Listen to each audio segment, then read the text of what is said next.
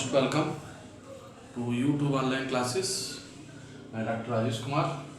आज हम बात करेंगे मेथड ऑफ प्लांट ब्रीडिंग। इससे पहले हम प्लांट ब्रीडिंग का इंट्रोडक्शन हिस्ट्री देख चुके हैं। तो बेसिकली प्लांट जो इंट्रोडक्शन होता है उसका एक ही मेन मकसद है, the improvement of plant variety. जो प्लांट वैरायटी है उसका इम्प्रूवमेंट कैसे किया सकता है, जेनेटिकली, मॉर्फोलॉजिकली एंड क्वालिटेटिवली। अब उसमें क्वालिटी में प्रोटीन हो सकता है, हमारा स्टार्च हो सकता है, कोई भी न्यूट्रिशन जो हमें ज़रूरत है उसके अकॉर्डिंग हम अपनी इम्प्रूवमेंट कर सकते हैं। तो बेसिकली जो प्लांट ब्रीडिंग है उसमें कौन कौन से पार्ट होते हैं, किस तरह के मेथड है, क्या क्या यूज होता है। तो सबसे पहला हमारा पार्ट है plant introduction, number 2 selection, number 3 hybridization, polyploidy breeding, mutation breeding, tissue culture, genetic engineering. ये वो सब मेथड हैं जो प्लांट के इम्प्रूवमेंट में या क्रॉप इम्प्रूवमेंट में यूज किए जाते हैं अलग अलग तरीके से। कुछ टेक्निकली हैं, कुछ नॉर्मली हैं, जो मैनुअली जिनको हम प्रयोग करते हैं। इन सब के द्वारा जो है हम क्रॉप इम्प्रूवमेंट करते हैं। ये सभी जो है वो प्लांट ब्रीडिंग का पार्ट है। तो आज हम सबसे पहले बात करेंगे प्लांट इंट्रोडक्शन।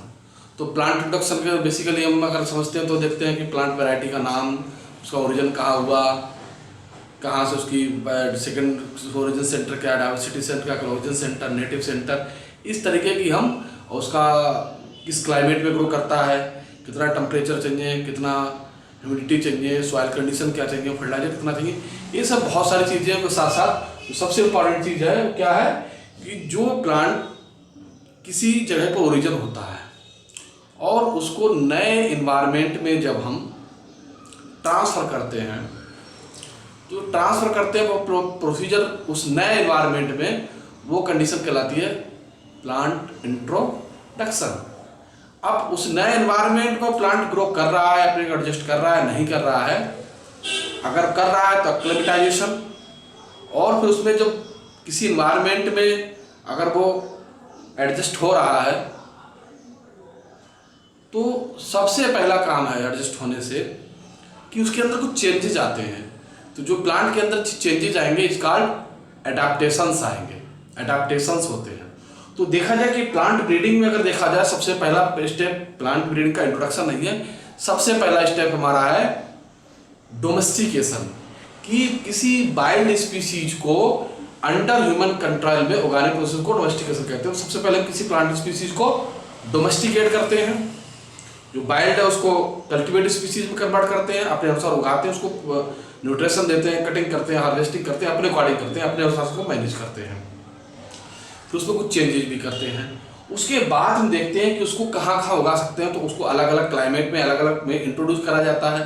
तो जो अलग अलग क्लाइमेट में पहुँचाना है, ग्रो कराना है, उसी प्रोसेस को कहते हैं introduction. The plant introduction consist of taking a genotype to be plant into a new environment where they were not being grow before। यानी कि प्लांट को ऐसे इन्वायरमेंट में ले जाते हैं, क्लाइमेट में ले जाते हैं कि जहां इससे पहले वो ग्रो नहीं कर रहा था। Is called plant introduction. तो प्लांट इंट्रोडक्शन बेसिकली दो प्रकार का होता है। Primary plant introduction, when the introduced variety as well as adapted to a new environment, it is released to the commercial cultivation without any alteration in the original genotype, touching native 1, TN1, IR8, IR28, IR36। इस तरीके से देखा जाए कि ऐसा plant जिसको हम नए इन्वायरमेंट में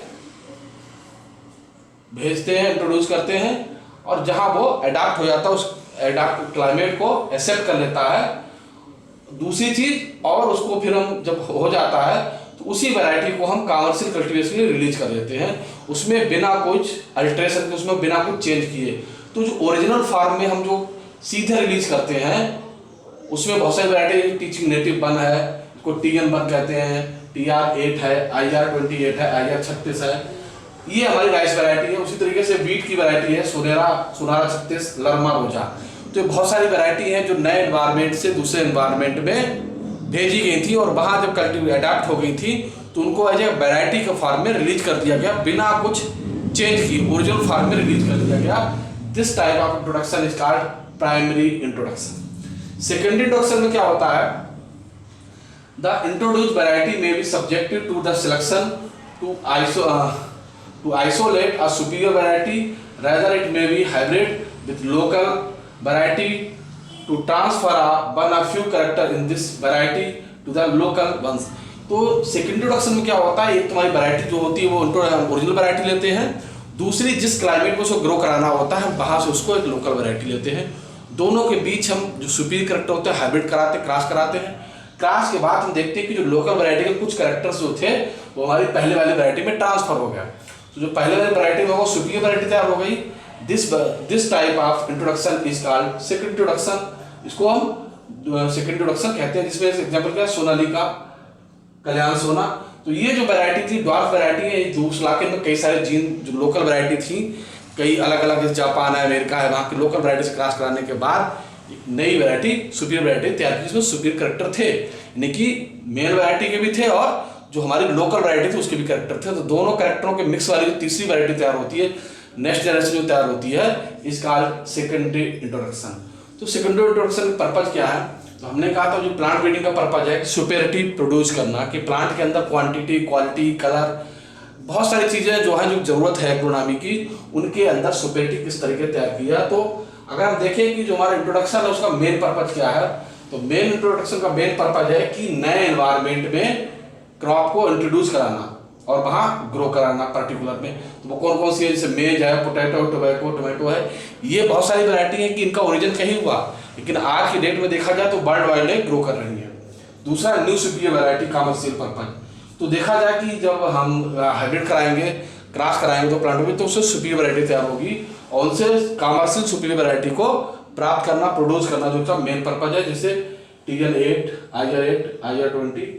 उसी तरीके से है कि हमें to protect the crop from disease to pest, हमें जो क्रॉप है वो अपने जो बहुत सारे डिजीज एग्रोनॉमी में होती हैं, जैसे कि हमारे सीड, जैसे रस्ट डिजीज है, पेस्ट डिजीज है, निमेटोड से बहुत सारी डिजीज जो होती है कमर्शियल में, उनके प्रति प्लांट को रजिस्टर्ड वैरायटी को रेजिस्टेंट प्रोड्यूस करना, रेजिस्टेंट वैरायटी तैयार करना, जो इसका मुख्य मकसद है, प्लांट इंट्रोडक्शन का मेन पर्पज है। तो आज हम इसमें यही करेंगे। नेक्स्ट वीडियो में हम बात करेंगे सिलेक्शन और टाइप ऑफ प्लांट ब्रीडिंग के दूसरे मेथड उसकी बात करेंगे। तो प्लांट ब्रीडिंग जो है देखा जाए एग्रोनॉमी का सबसे इम्पॉर्टेंट पार्ट है और इसका क्राइटेरिया बहुत अधिक बड़ा होता है। इससे बहुत सारी नई वैरायटी तैयार की सकते हैं, उसमें बहुत सारे करेक्टर डेवलप कर सकते हैं, बहुत सारे फ्लेवर और करेक्टर डेवलप कर सकते हैं। जैसे प्रोटीन चाहिए प्रोटीन डेवलप कर सकते हैं, फ्लेवर चाहिए फ्लेवर बन जाए डेवलप कर सकते हैं। बहुत सारे जो काम है प्लांट के मनचाही चीज़ें डेवलप करना, न्यूट्रिशन वैल्यू डेवलप करना, इंक्रीज करना, वो सभी जो चीज़ें हैं वो केवल प्लांट ब्रीडिंग के द्वारा ही संभव है।